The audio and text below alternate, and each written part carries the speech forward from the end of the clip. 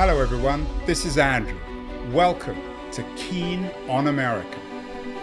On July 4th, 2026, America will be 250 years old.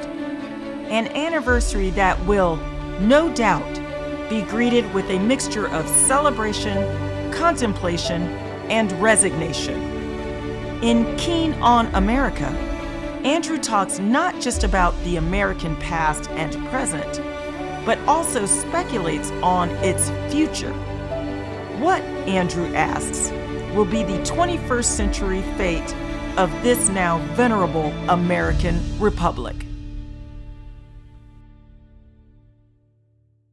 Hello everybody, it's Friday, August the 15th, 2025. We've been focusing on power and electricity a lot in the show recently. We did a show a couple of days ago with Geoffrey Hinton, just won the Nobel Prize for Physics, the godfather of AI, who spoke to us about AI taking us over. And of course, in a way, it's about the power of AI, the electricity of AI taking us over. We also did a show yesterday with Martin Rees, very distinguished astrophysicist, who argues that the biggest existential threat to humanity isn't AI, it's network collapse, which is also, of course, very much bound up with the question of power and electricity. A few weeks ago, we did a show with the economic historian Dror Poleg, whose narrative of the AI revolution is built around electricity,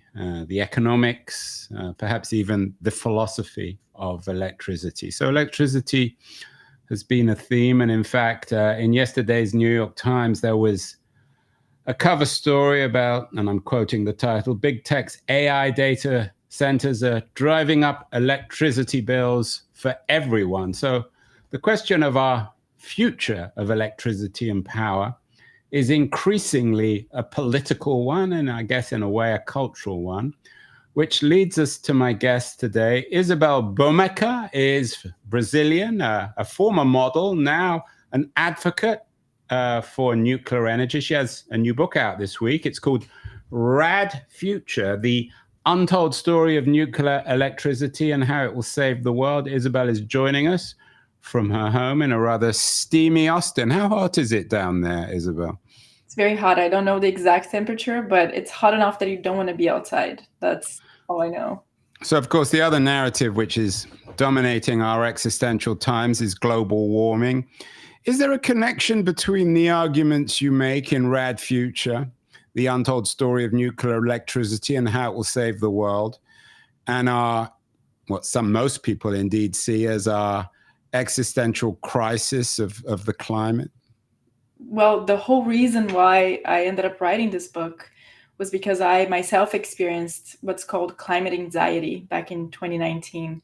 And this is a very specific sort of anxiety that maybe started with people my generation, I'm a millennial, but also younger people as well, where they fear climate change so much. They fear that their lives as they know it, or even the planet, might end in a decade or so, that they feel they don't want to have kids, they don't even want to invest in their future. So back in 2019, I remember, waking up one day and doing the very bad thing of checking social media first thing in the morning and seeing photos of the Amazon rainforest on fire. And earlier that same year, or around the same time, I had witnessed the Australian bushfires. I don't know if you remember that. It was all over the news back then. And also that same year, there were these horrifying pictures of California's orange skies, which were also caused by wildfire. No, those orange skies were particularly ominous in San Francisco. We woke up one morning and it seemed as if the world was coming to an end. Right. And that's how I felt as well. And as I mentioned, people my generation and younger, we grew up with the fear of climate change. It was very much something that was always in the back of our minds. But it always felt to me like a future problem, something that was going to happen sometime, not necessarily in the present, but seeing those images, and especially the Amazon fires, because I'm from Brazil, so that felt more emotional for me.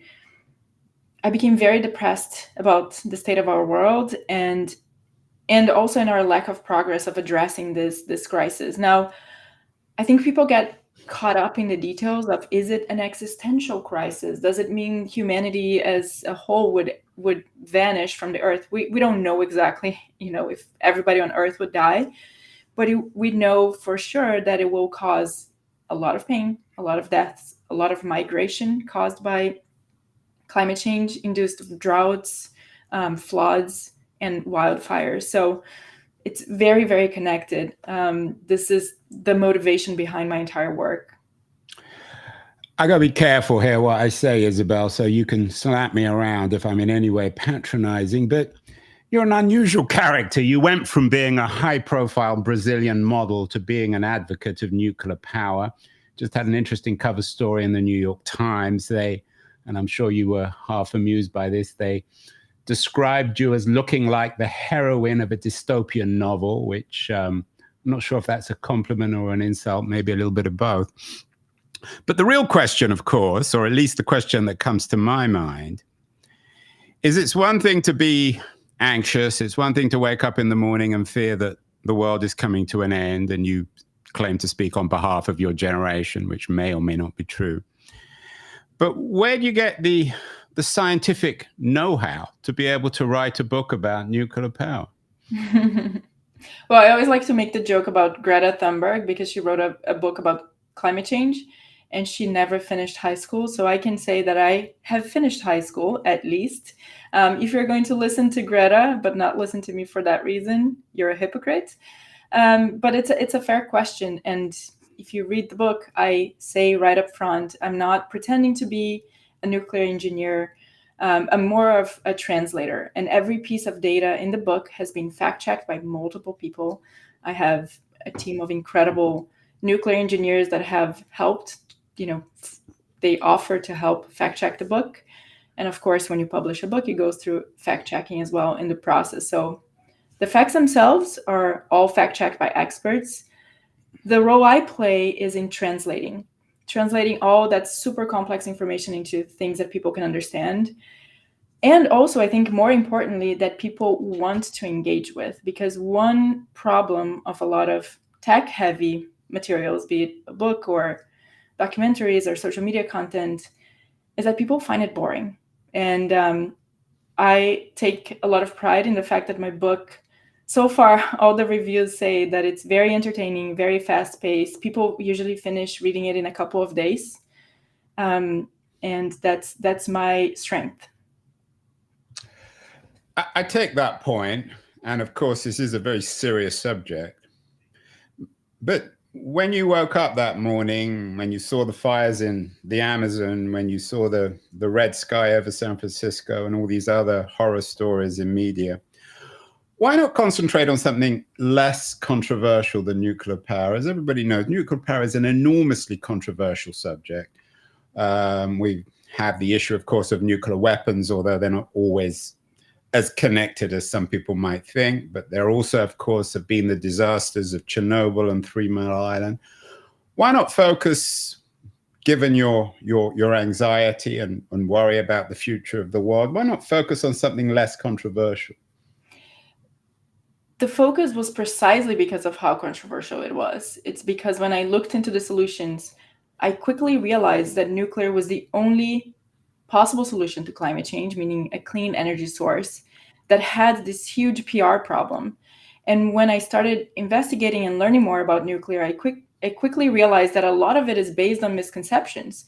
And I'll use your comment/question as an example. For example, you mentioned the disasters of Chernobyl and 3 Mile Island.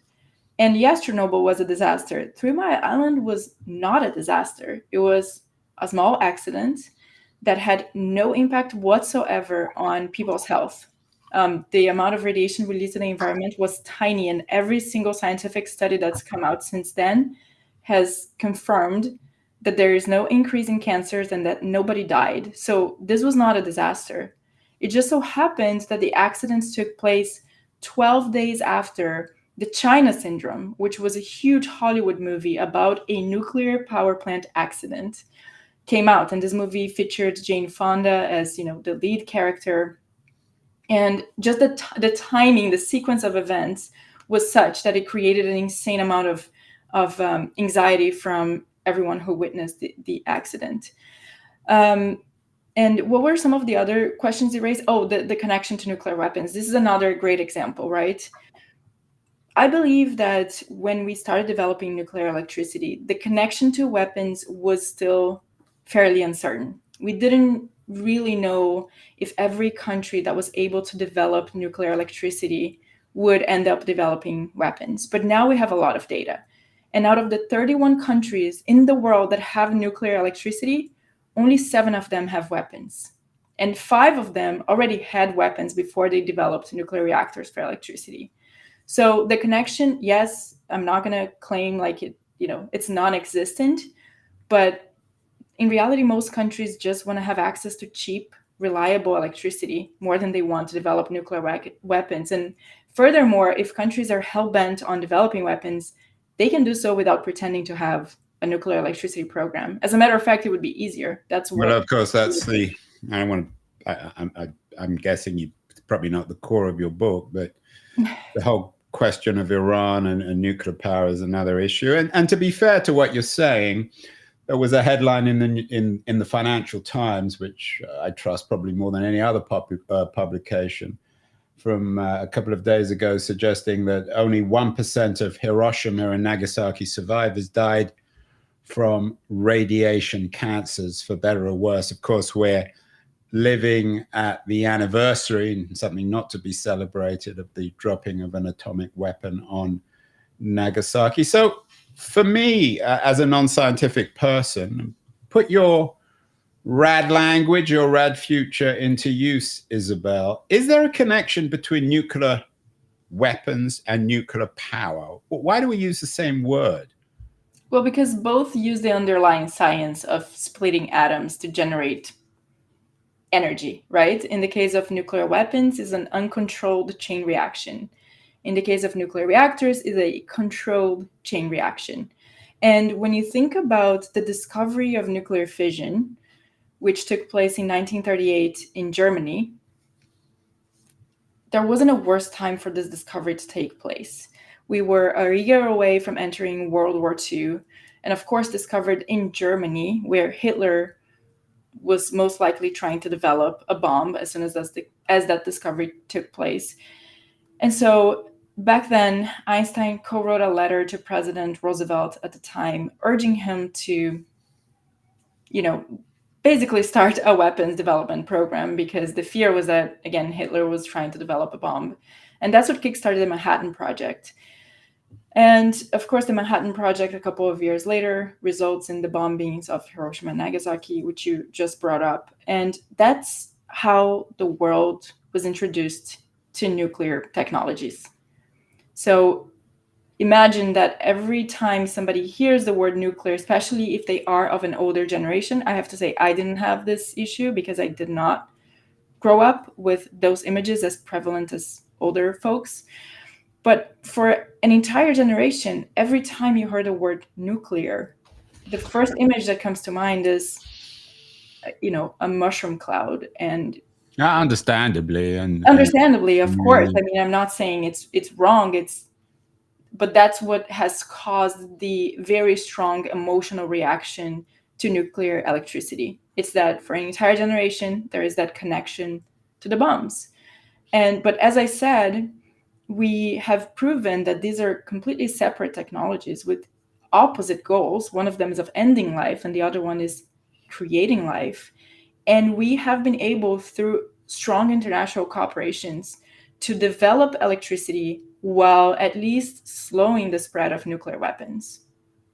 Let's be clear, there's not, I think, consensus within the scientific community. I've got Bill McKibben, another of the world's leading environmentalists, coming on the show next week, and I need to remember to ask him his take on nuclear power. Let me ask you another, maybe, Isabel, this is another dumb question. Right, you said there's no consensus on what exactly? On what you're arguing about, because if there was, you probably wouldn't need to write the book anyway. Well, if there are 31 countries in the world that have nuclear electricity, and only 7 of them have weapons, I think that's proof that not every country that develops nuclear reactors for electricity develops weapons, right? Yeah, no one's arguing that. But Okay, so what's the the issue argument? about whether or not it's safe, the question again of nuclear power versus electricity is a complex one. I'm sorry, I have to push back on that. There's question whether it's safe. Well, so what's the standard critique then of nuclear power? Why do some people argue against it? What's the problem?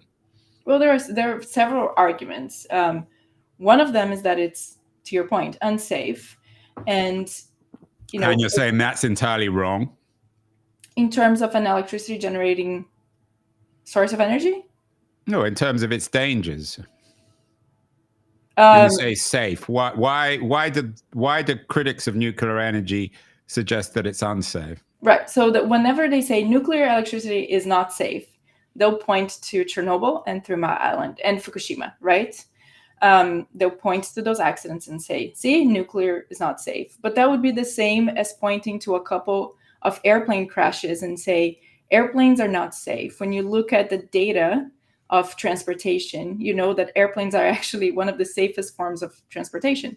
And the same is true for nuclear. When you look at the data of deaths per terawatt hour of generated electricity, nuclear ends up being as safe as solar and wind. Hydropower, as a matter of fact, has killed way more people than nuclear has. Yeah, but it's like that old, you've spent some time in the Bay Area in Berkeley, you've probably been there. There's an old bumper sticker of old leftists in Berkeley, which always used to say, I'm not sure if they still have it, a nuclear war can ruin your day. It's one thing for an airline to crash, and that's not a great thing, especially if you're on board.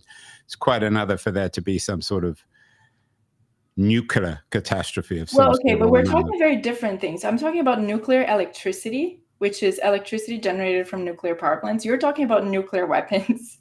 Those are very different technologies. I'm completely against nuclear weapons. I wish we could get rid of them. I don't think we should have nuclear wars. I hope we don't get into a nuclear war. But I think this is an interesting conversation because you're obviously of an older generation and you are the perfect person I'm talking about, which is you cannot in your brain separate both things. And they're different technologies. And yet you keep going back to the weapons, even though I'm talking about... Well, I'm not going back to the weapons. I'm just talking about what I was doing was asking you what the concern is. Are you suggesting that the only people who are suspicious of nuclear power are an older generation who can't get the idea of nuclear weapons out of their mind? There's no other credible critique? No, but you're saying... You said there are stickers in Berkeley that say nuclear war something. And I said, yes, I don't want nuclear war. I don't want nuclear weapons. I want nuclear electricity, which is a very different technology. Let me ask you another question about about electricity. Mm-hmm. And I'm sure you get this question all the time as well.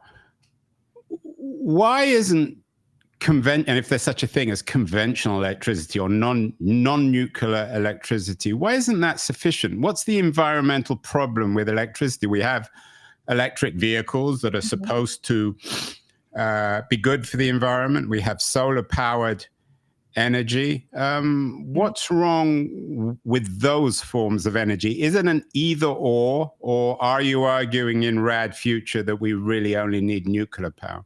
Oh, no. I argue in Rad Future that we need all sources of clean energy. And the way, clean energy is broadly defined as low carbon energy sources. So what's wrong with our existing energy sources? Well, we mostly rely on fossil fuels for everything, including for electricity generation, because electricity is a secondary form of energy. We can't go into the environment and grab electricity and to power our things. We have to generate electricity with a primary source of energy. And primary sources of energy can be fossil fuels, things like methane gas, coal, or oil. It can also be solar, wind, geothermal, hydro. Now, nuclear is just one primary source of energy that whenever we use nuclear energy to make electricity, that process doesn't release greenhouse gases, which make climate change worse. It also doesn't release particulate matter, which is of significant concern with fossil fuel sources of energy like gas, oil, and coal. So these are tiny little pollution particles that get lodged into our lungs, and they create all sorts of problem. And the very conservative estimate is that at least 4 million people die every single year from this pollution problem alone. So, that, in my opinion, is something that we should improve upon. I think one realization I had after writing the book is that the way we should think about technological progress is a technology that gives us something equal or at least very close to a previous technology, but that lowers our impact on human health and the environment. And nuclear, to me, but also solar and wind and geothermal and so on, those are perfect examples, right? We're able to provide electricity in the same way that we could with fossil fuels, but we're lowering the impact on human health and the environment as well. There's a lot riding on this issue. There's a huge developing industry. There was a piece about you in the Wall Street Journal. Nuclear power is having a pop culture moment, and you are the pop cultural icon, who the pin-up in a way, the ex-model, who has become the poster child of the nuclear energy issue. The New York Times, and again, I know you're all too familiar with this, they ask why you're doing this, and they suggest that they quote you as saying you've never taken money from the industry. So I'm not going to ask you about that, but the financial implications of this, the wins and the losses are massive in this debate, aren't they? The wins and the losses, I think the wins for the human species as a whole is massive. If we can phase out of fossil fuels and transition to clean energy sources that are not going to kill 4 million people every single year and that are not going to cause climate change, the wins are massive, and the losses are also massive. I believe that without nuclear, we will delay our transition away from fossil fuels to clean energy by a couple of decades, if not at least more. So yeah, they're huge. So tell me a little bit about this incipient nuclear energy industry. You've been involved in something called Diablo Canyon. Is there a public debate about whether or not we should allow it? And who's behind Diablo Canyon? Are these private organizations, or is this the American government? I know Donald Trump's quite sympathetic in some ways to nuclear power, as, to be fair, as Sam Altman and Bill Gates. There's some very prominent technological figures are involved in this debate. Well, that's what's so cool about nuclear, in my opinion, is that it has truly bipartisan support. As a matter of fact, it might be the only energy source that has bipartisan support. The Biden administration was extremely pro-nuclear. They passed a lot of incentives to nuclear power plants in the Inflation Reduction Act. And the Trump administration is very pro-nuclear as well. As a matter of fact, while they cut subsidies for other clean energy sources, they mostly maintained all the ones for nuclear. So it's amazing to see this level of. But who's against it then? So you're making it sound like it's a no-brainer. It's apple pie, that you'd be either an old fart like myself or some sort of reactionary to be against it. Who's arguing against this? I don't know. You seem to be. Let's go. Tell me why you're arguing against it. No, I'm asking you. I'm conducting the interview. Who's against it? Oh, so who's against it? There are, I think, still some people who were a part of the environmental movement in the 70s who... You mean like old Berkeley people? A lot of Berkeley people. With their bumper plates, right? Yeah, yes, a lot of Berkeley. I've never spent a significant amount of time in Berkeley, so I don't know. I'll take your word for it. But a lot of people who belong to the environmental movement in the 70s. But even those people, I mean, Stuart Brand is a famous example of somebody who's an old friend. He's been on the show. What's his position, Stuart, on this? Oh, he used to oppose nuclear, and he's now a very vocal proponent. So he's an example of somebody who changed their mind. Another example is Charles Kamenov. He is an environmental lawyer, and he was also very opposed to nuclear in the 70s. He has come around to it. He has written a few pieces about the grave mistake of shutting down existing nuclear power plants, especially the one in New York called Indian Point. It was shut down in 2021, and every time a nuclear power plant shuts down, politicians will swear up and down that it will be replaced with clean energy. It never happens. It was fully replaced with fossil fuels. It's increased New York emissions by 15%, and they haven't been able to catch up since then. And so there are a lot of people that have seen those numbers and have come around to it. And I think I talk about this in the book as well. I understand the fears back then. I probably would have been anti-nuclear in the 70s because it was a newer technology. We didn't know how many accidents would be happening. We didn't know the impact of those accidents. We also didn't know, to your point earlier, we didn't fully understand the connection between weapons and electricity. All of these were great unknowns. But now we have a lot of data, and we have a lot of data that supports that, again, nuclear is as safe as other forms of clean energy, that the connection to weapons was greatly exaggerated. And we just have a lot of information that, allows us to change our mind. How will this, in your view, impact the world if nuclear energy becomes our dominant form of energy in the 21st century? You're from the southern part of Brazil. You were born there on the border of Uruguay and Argentina and southern Brazil. How will this affect countries outside North America and Western Europe, Japan? I mean, what's very different about nuclear from other sources of energy is that you create a whole environment around it, right? If a country is going to build nuclear reactors, they have to build a nuclear regulatory system. They have to build their workforce. They have to create special courses in universities and things like that.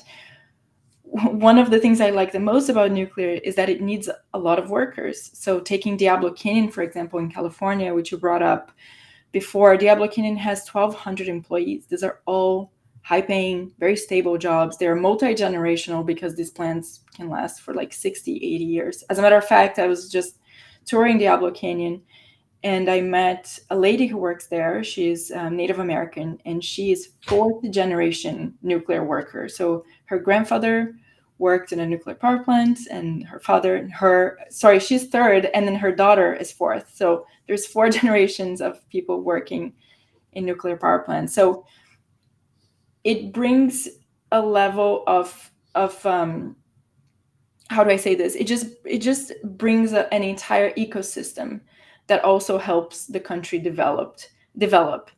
And then also, again, providing reliable, clean electricity, which I would make the argument that it is on the West to be able to develop these technologies to a mature stage where we can export and help developing countries leapfrog fossil fuels entirely. There are 600,000 people in the world that don't have access to electricity.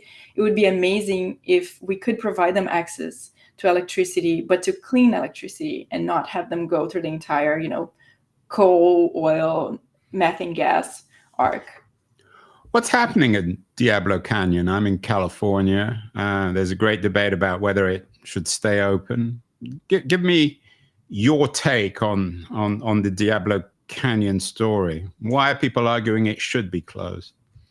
Diablo Canyon is, in many, many ways, the most iconic nuclear power plant in the United States. As you mentioned, is in California. It's near San Luis Obispo. Probably one of the most beautiful landscapes I've ever seen. Certainly the most beautiful nuclear power plant.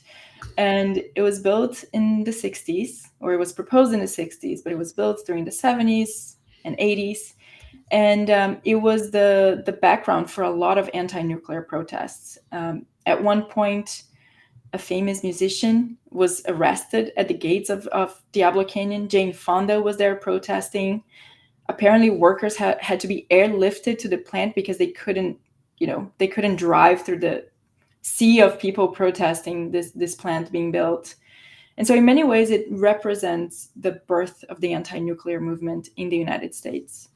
And the plant was going to be shut down in August of this year, actually, in like 10 days. And the reasons that were given were economical, but in reality, it was a political move. So what happened was Jerry Brown, who was governor of California 4 times, ran back in the first time he ran on the platform of shutting down Diablo Canyon, of preventing Diablo Canyon from operating. So this was a very, very long-term goal that he had. And every step of the way, different people had tried shutting down this plant. It was, again, announced in 2016 or 2018, it was finalized, but it was announced in 2016 that it was going to be shut down in 2025. And it was considered a huge win for the anti-nuclear movement. However, in 2021, as we started getting closer to the date of the closure, it became very apparent that shutting down Diablo Canyon would be a huge mistake. This plant alone at the time provided 10% of California's electricity. It's the largest source of clean energy in the state. And California had clean electricity mandates. It also had recently passed a electric vehicle mandate, and you brought this technology up again. You know, when you think about electric vehicles, the time where most people charge their electric vehicle is at night. And nuclear, you know, is a reliable source of clean energy that works at night, unlike solar. And so it would create all this stress on the Californian grid, which was already struggling at the time. There were constant risks of blackouts. To this day, in the summertime, people get alerts on their phone asking, you might get this as well during the summer, asking people to, you know, stop their air conditioning or not use electric technology after a certain time as to not stress the grid and not cause blackouts. And so all of this combined made very, very clear that shutting down Diablo Canyon was going to be a poor decision. And the big investment, of course, or the company that's massively invested in this is Pacific Gas and Electricity, PG&E. There's a great debate about the $43 million in nuclear power plant related costs. So there are corporate complexities to this narrative, aren't there? I mean, there are always, right? There are corporations. Not always, but I mean, so what's PG&E's role in all this? PG&E's role in Diablo Canyon. So PG&E owns Diablo Canyon, but Diablo Canyon has its own, obviously, staff, because PG&E in general is just a utility, right? But Diablo Canyon has their own staff, and it's one of the best operated nuclear plants in the country. I'm not sure I understand the question. What's their role in the campaign to save Diablo? Yeah, I mean, obviously, it's in their interest. What about Gavin Newsom? What's his position on this? Well, so let me just go back. So PG&E never engaged with me or any other advocate. As a matter of fact, I toured Diablo Canyon when I was organizing the campaign to keep it open. And the person who gave us the tour was very adamant that the plant was going to shut down, and they didn't want anything to do with any of us. So this didn't come from PG&E at all. So that's very important to put out. You mentioned Jerry Brown, of course, who is a classic environmentalist. What about Gavin Newsom's position on this? Gavin Newsom was pro shutting Diablo Canyon down, and I have to give him a lot of credit. He changed his mind, and one of the reasons he says he changed his mind is because of this letter that I organized and ended up being signed by 79 of the leading climate energy experts and so on in the country that urged him to delay the closure of Diablo Canyon. You were, and in some ways still are, an influencer. Your new book had a private Hamptons event recently with Gwyneth Paltrow, one of the great influencers. Do you think this is the way for we talked about the environmental movement of the 60s, whether it's environmentalism or nuclear power or anything else, that the influencer culture, influencer way of doing things is the way to shape and reshape the world in the 2020s? It has always been about influencers. It's just that they change every so often depending on our culture. The anti-nuclear movement was in large part so important because of the influencers that participated in it, including Jane Fonda, who I mentioned before. She's obviously a massive actress. There is some there are some negative connotations to the word influencer. However, influencers have always geared public debate and culture, and so I don't think it is the correct way. I don't know what the correct way is. However, I understand that this is a very powerful way, and that is why I've chosen to do the things that I have done, is because I understand that that's what drives conversation and culture. Isabel, it seems as if on a broader kind of structural level in the 2020s, we're getting this endless conflict between privately funded businesses and the state. It's happened with space travel. It's happened with the weapons business. Is this part, perhaps, of, I'm not suggesting you're on one side of this or the other, but given that the electricity business has always been a public utility, is it conceivable that we will begin to see in the future, if indeed nuclear power becomes more ubiquitous, might it be privatized in the same way as Elon Musk? I know you're a good friend of Elon Musk, or at least your husband is a good friend of Elon Musk. The same way as Elon Musk is trying, or had tried, to at least privatize the American government? So a lot of, the utility companies that are privatized, like PG&E is a, private company, and so are all the other ones. I think the interesting thing about nuclear, if you look historically, in every country that has been very successful at deploying nuclear, there has been a strong support from the government. So in the case of France, it's probably the most obvious example. In the 70s, when the world experienced the first oil shock, France went all in on nuclear. And in 15 years, they built 57 reactors, and they dropped their emissions per unit of electricity by 79%. Even though at the time, this had nothing to do with climate change. This was purely an energy independence and energy reliance issue. And this, largely came from EDF, which is a government-owned utility company. The same is true in China. Obviously, China is now the world's leader in, I would say, in deploying nuclear electricity. Same thing is true in Russia. In the United States, actually, one of the reasons why it has not been so successful is precisely because you have this very fragmented industry, right? Where you have one utility company might build a couple of reactors, but they're not going to build more than 5 or 6. So they're not bringing those learnings, and they're all different. They're all building different reactor designs. So again, you're not accumulating the learnings, which is what actually brings the cost down and makes it faster to build nuclear power plants.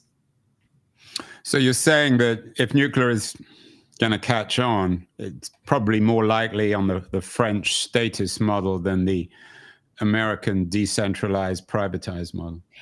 Or there are companies in the United States that are now trying to become developers of nuclear. So instead of having a utility, the utility themselves build a couple of nuclear reactors and lose all of the learnings. There are companies that are now trying to go and build nuclear reactors for different utilities. So they do accumulate the learned experience, but still it needs a lot of government support. It needs access to lots of capital at low interest rates. This is also historically what enables a successful nuclear deployment. And certainly in the beginning right now, because a lot of people don't appreciate that nuclear was dead in the United States for 3 decades. So imagine an industry where for 30 years, nobody's building anything new. So until we get to a point where there is momentum, it's going to need a lot of subsidies from the government. In an odd way, there's a symmetry, kind of intellectually, structurally, with crypto in an odd way. Is there, or am I wrong? In what way exactly? Well, in a fundamentally different way, just as crypto is a fundamentally different way of thinking about what 20th century or 19th, 20th century finance.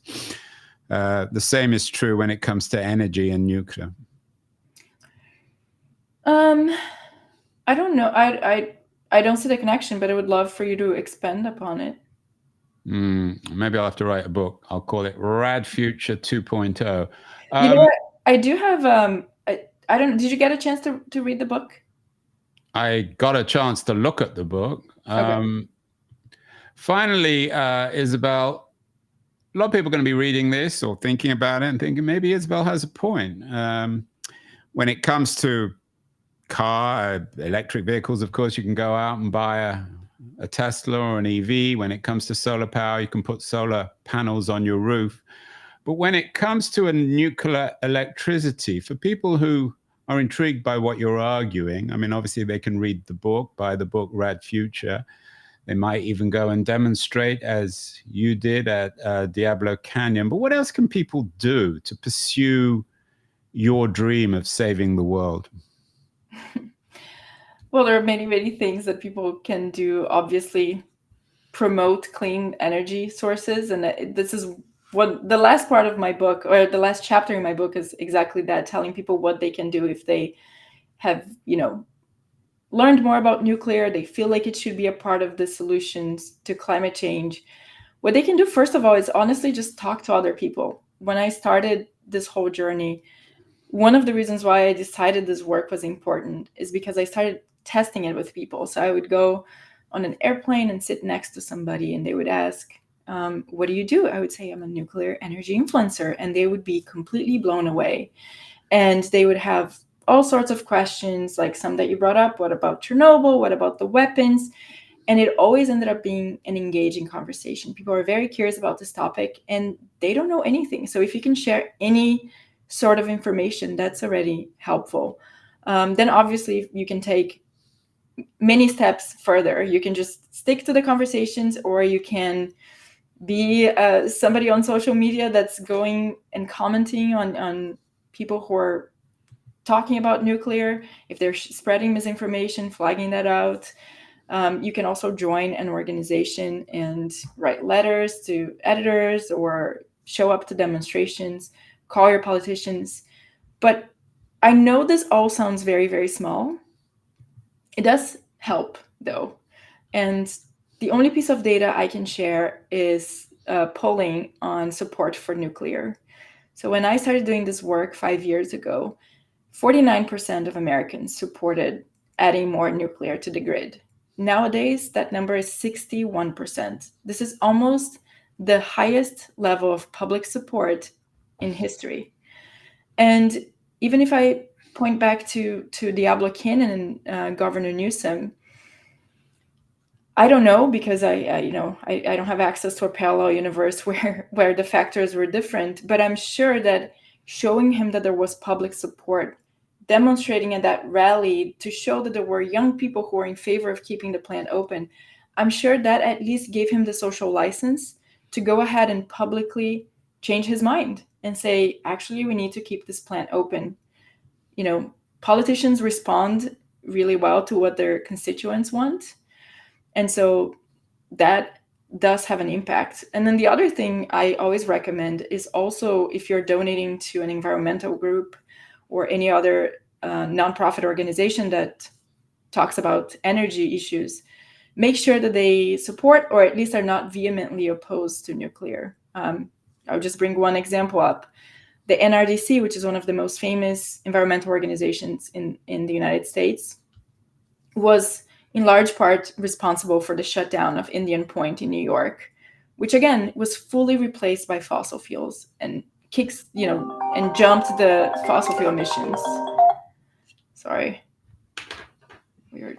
That was the NRDC. That was the NRDC cops calling me. And so those are all little things. So these are the bad guys, at least in your mind, the NRDC. I'll have to ask Bill McKibben. As I said, he's coming on the show next week. But you've done a very good job, Isabel. Imagining a Rad Future, telling us about the story of nuclear electricity and how it will save the world. Very compelling narrative and a very credible one, an important subject. It's not going away, especially with AI. So congratulations on the new book. Wonderful to have you on the show. And I'll have to get you back. Maybe we'll find someone from the NRDC or Bill McKibben or someone else to debate with you. Thank you so much. Thank you. Bye-bye.